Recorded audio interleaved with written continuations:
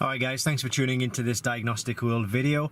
In this video we are going to demonstrate the iCarsoft CR Pro kit, diagnosing and resetting the airbag light in this Honda vehicle here.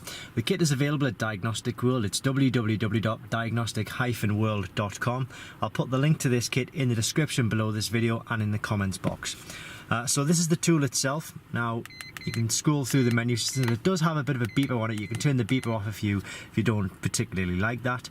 It's very easy to do. Just go into the setup menu. But for this purposes, for the purposes of this video, we'll keep it on.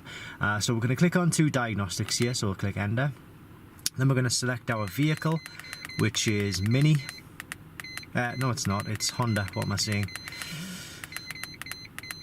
So we'll scroll right through till we find Honda. There she is. So we'll click enter to that. And it's probably going to ask us if we want to do an automatic scan.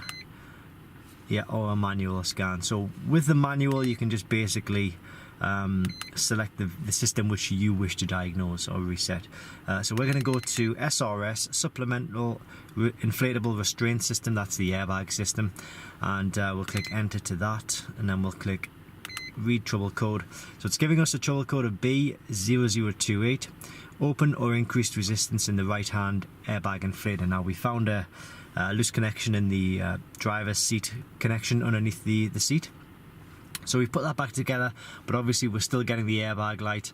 Don't worry about that, that's a different fault. The airbag light is there, so we'll just click back to this. We'll click on to clear fault memory, and it'll ask us fault code and freeze data information will be erased. Are you sure you wish to continue? And we'll click F2 to OK. And when I do that, just keep an eye on the airbag lights. There we go, they've both gone off there.